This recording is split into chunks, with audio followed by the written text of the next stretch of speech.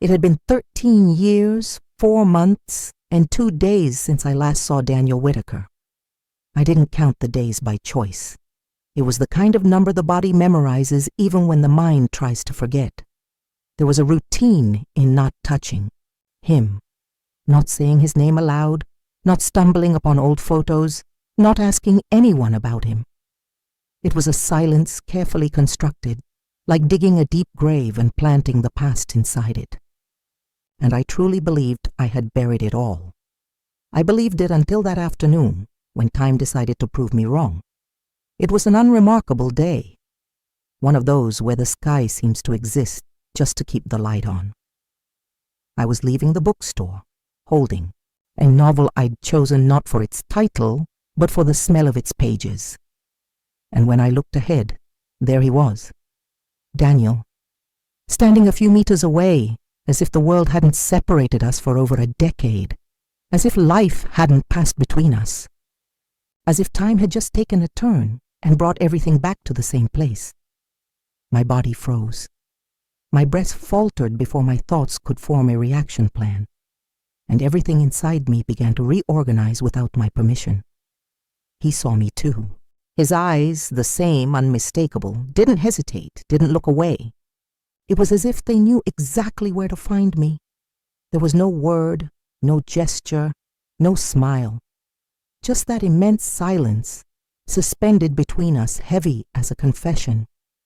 And there, standing still, with my heart beating out of rhythm and the book bag trembling in my hand, I didn't think about everything we'd lived through.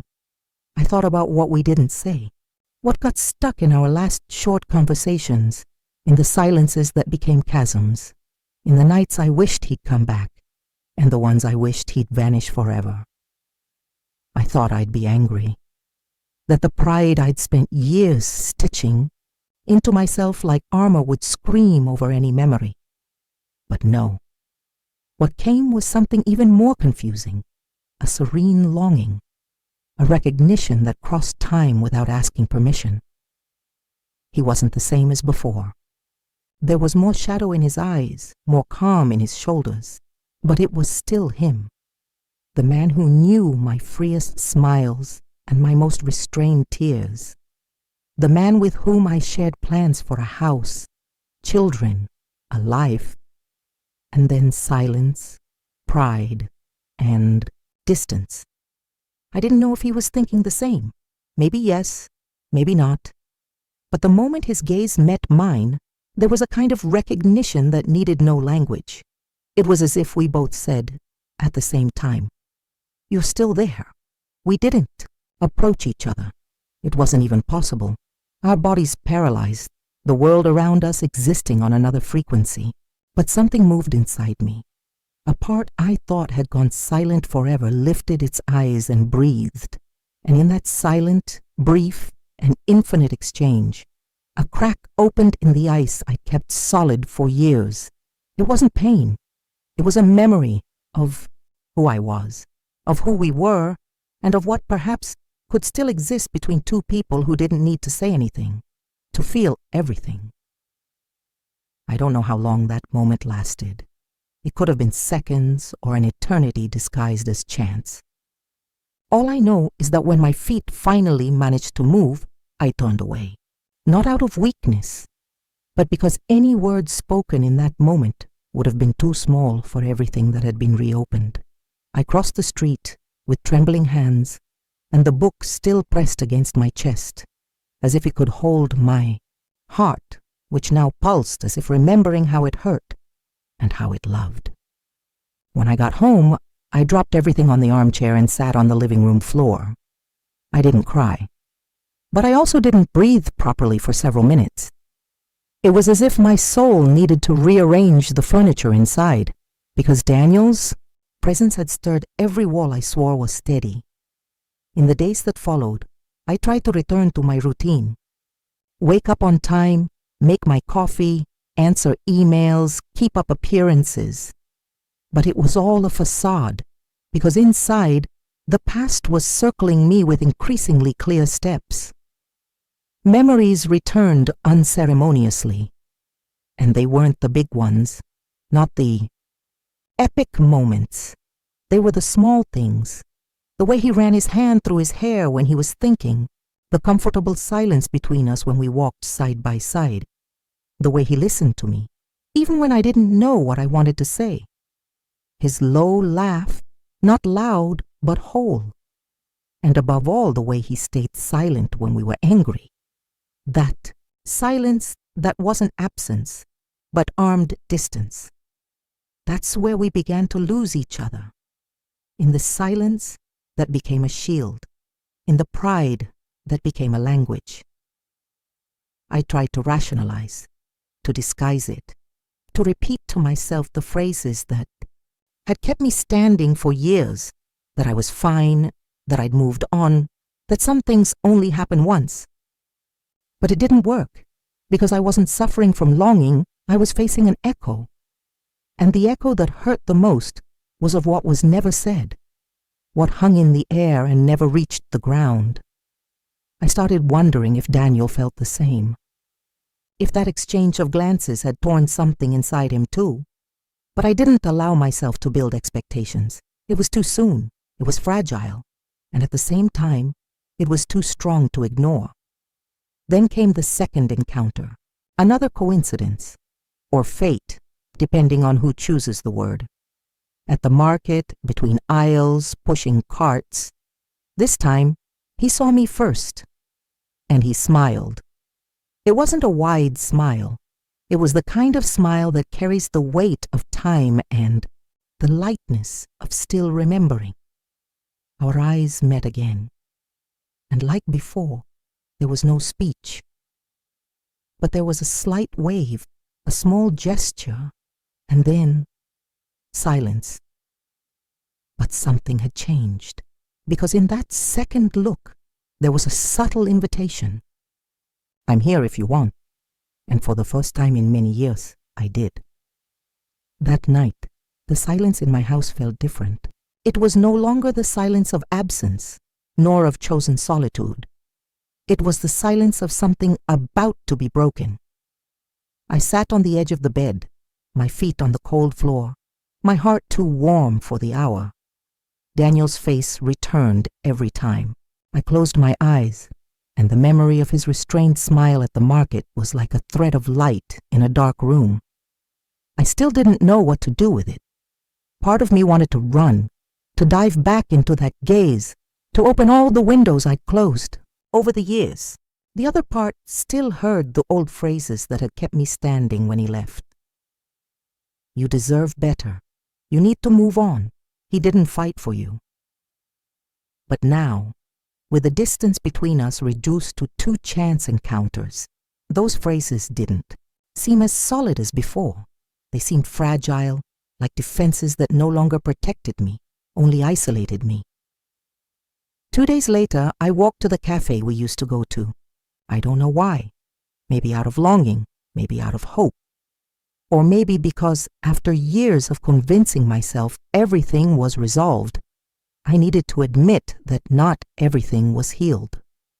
And it was there, sitting at a table in the back, mechanically, stirring a cup of tea, that I heard his voice. Low, familiar, rougher than before, but still his. Juliet, just that. My name, said with care. I raised my eyes slowly, and there he was.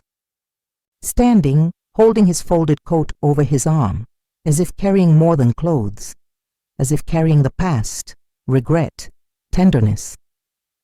I nodded, not knowing what to say. He asked to sit, and I nodded again.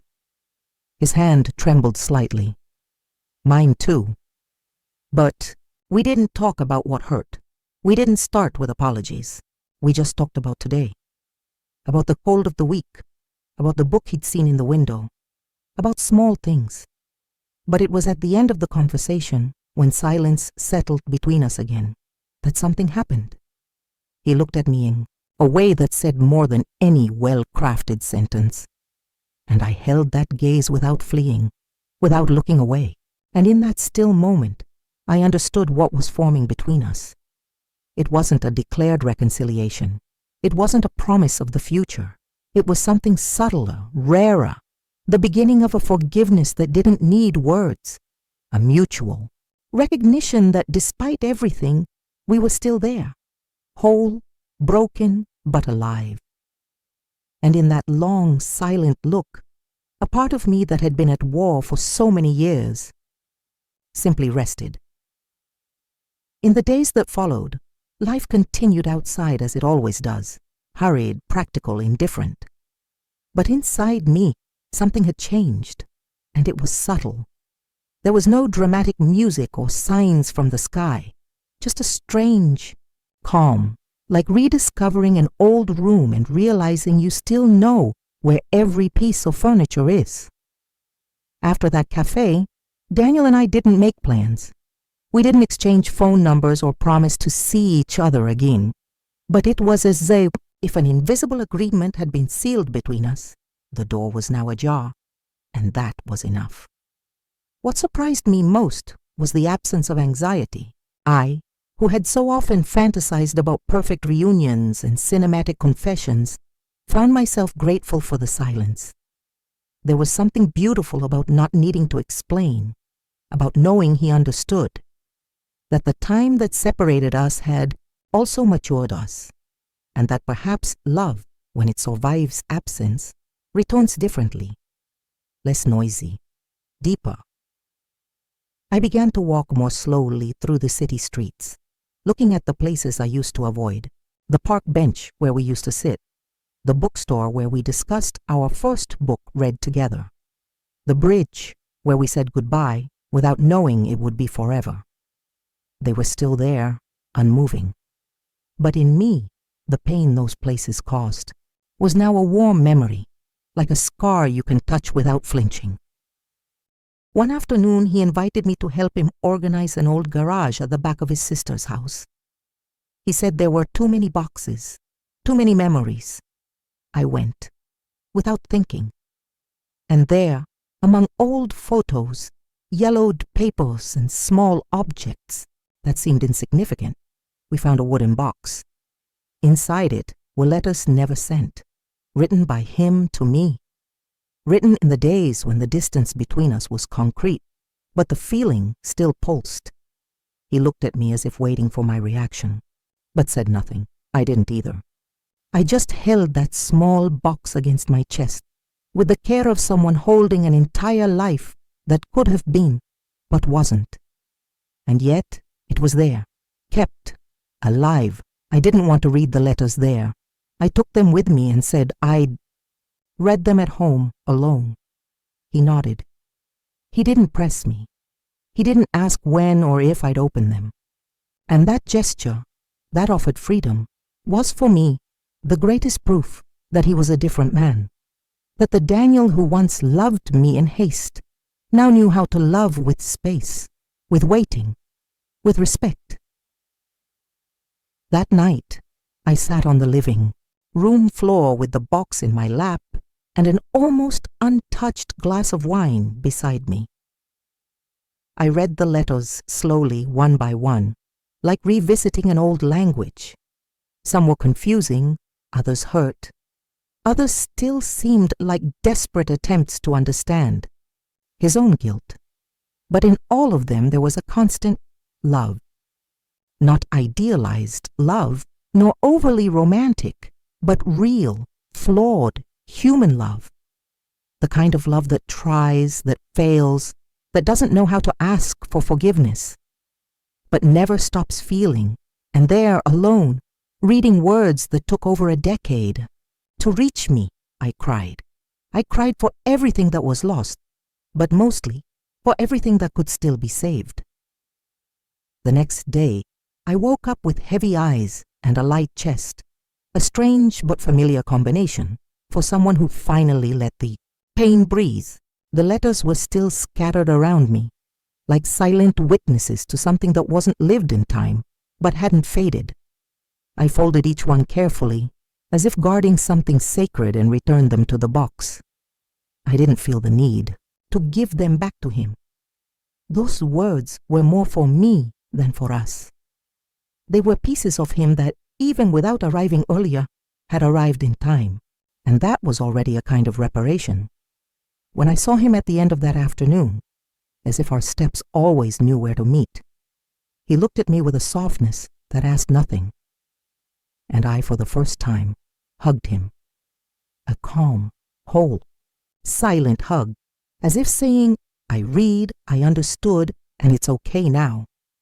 He sighed against my shoulder, as if a weight had finally slipped from inside him. And in that gesture, without a single word spoken, the forgiveness was complete, not announced, not negotiated, but offered and accepted, as only happens, between two people who've suffered too much to want to be right. After that day, something in us changed, not radically, but naturally. We started sharing more than coffees or memories. We started sharing the present. He showed me the new parts of his life, caring for his sister, the plants he grew, the music he listened to now. And I brought him into my world, the small bookstores where I write in secret, the recipes I learned to make when cooking became therapy, the silences I turned into comfort. We didn't talk about restarting or about us. But there was something there, a patient construction without haste, without labels, and for the first time that was enough for me. On an autumn evening, we were sitting side by side on a park bench where we'd spent so much time years before. The same breeze, the same dry leaves covering the ground, but a different time, a time of presence and acceptance. Daniel took my hand. He didn't say anything. Neither did I. But we looked at each other for a long time, and in that moment we understood the same thing, that everything that had been wounded no longer bled, that love, even after loss, anger, and silence, could return with another voice, softer, more mature, freer, and that, yes, it had triumphed, not at its peak, but in the aftermath. With time, our routine stopped being made of reunions and became one of constancy. There were no grand declarations, no rushed plans. Just a sequence of simple gestures that, when added up, said what didn't need to be verbalized. We're here again, and by choice, not by chance. We started seeing each other regularly. Little by little, the absences stopped hurting because they were replaced by real presences. I got used to seeing him arrive with bags of fresh fruit or borrowed books, with that careful manner he always had, but which before was masked by the haste to prove himself. Now, he didn't need to prove anything, and neither did I. We were just us, mature, marked by time, and yet lighter than ever. We began frequenting new places together. Simple restaurants, quiet cafes, parks at silent hours. We weren't seeking wild excitement. We were seeking presence, space, time. Daniel started accompanying me to small literary events, and it was funny to see how he, who never had patience for crowds, would stand at the back of the room just to watch me speak. I also let myself enter his spaces, and sometimes that just meant listening to his sister tell the same repeated stories while he combed her hair with care. There, I saw the whole man he'd become. And the most beautiful thing was this. We didn't reunite as the same people. We reunited as people who'd lived enough to know the value of not wasting the now. There was something sacred in how we occupied each other's time. Sometimes we'd spend an entire afternoon saying almost nothing. Him sitting on the porch reading the newspaper, me inside writing. But knowing he was there, and that I was too, was a kind of peace that few things in life can offer. And every now and then, when our eyes met by chance, the silence said, "Remember when we thought we'd never be able to look like this again?" There were still wounds. Of course there were. Life doesn't erase who we were, nor should it. But now, they no longer hurt. They were part of our story. Visible scars that instead of shaming, showed everything we'd survived, together or apart. And perhaps what moved me most was realizing he wasn't trying to reclaim the woman I'd been. He loved the one I'd become. and that freed me in a deep and quiet way. Life began to settle around us, as if it too had been waiting for this moment. There was a softness in the everyday that surprised me.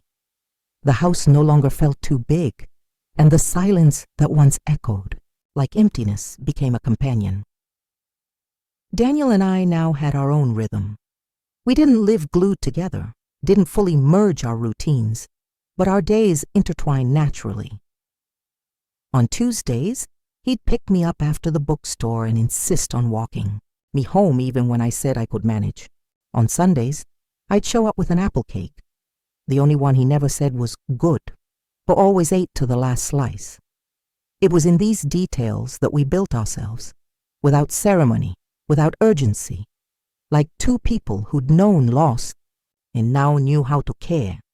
One day he called me to see a toolbox. It didn't seem like a big deal, but for Daniel it was. It was the same one he used back when we dreamed of a house of our own, where he'd fix things and I'd write by the window. The box was rusty, but when we opened it, everything seemed in place.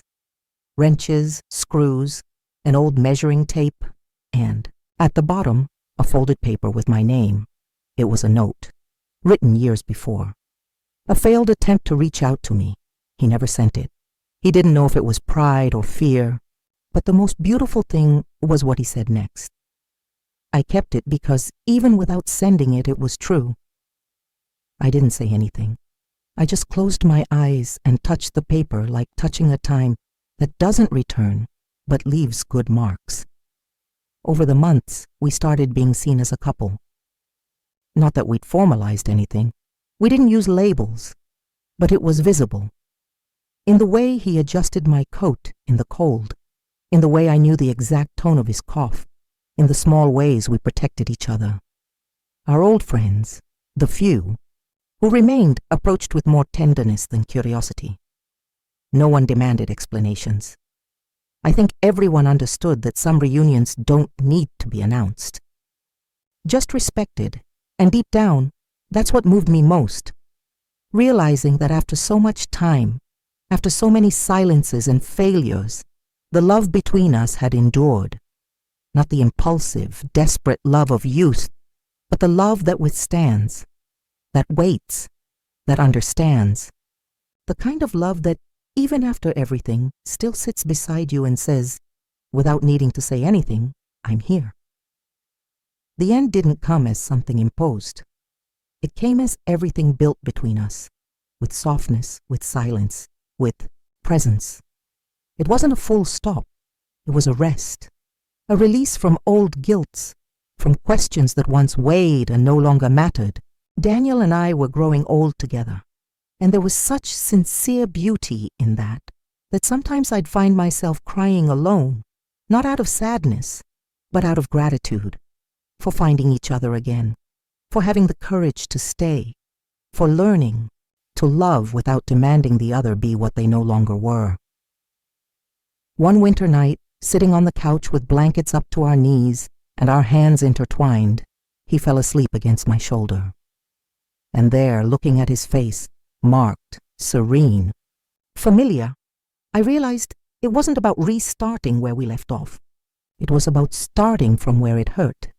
And together, without grand speeches, we had healed what had separated us. Every gesture, every shared silence, every light touch was a layer of healing over the past. And deep down, we knew. We didn't need to ask for forgiveness. We had already forgiven each other the moment we chose to stay. Daniel never asked me to stay. I never asked him to stay. But every day, we both showed up. And that was stronger than any promise. Because when two wounded people choose each other without trying to erase what they've lived, something sacred happens. And it happened with us. We didn't make wedding plans, didn't think about moving cities, didn't seek to seal what was already whole. The only thing we sealed was a simple habit. Every night, he'd say good night looking into my eyes, and I'd reply, I'm here. It was our way of saying everything without saying anything, and so in the time we had left, we were just that. two souls who once hurt each other but chose to remain, and in that serene silence, love triumphed. Again, and at last. Juliet and Daniel carried on with their lives together, not because they erased the past, but because they accepted it. They didn't try to rebuild what they'd lost. Instead, they created something new, a silent, mature, whole love. They learned that not all forgiveness needs to be spoken aloud, that sometimes the gesture, the look, the constancy say everything. They became two hearts that no longer needed to shout, because in the end, it was enough to know, you're here and I am too. Their love triumphed in silence, at the right time, and with hands held until the end.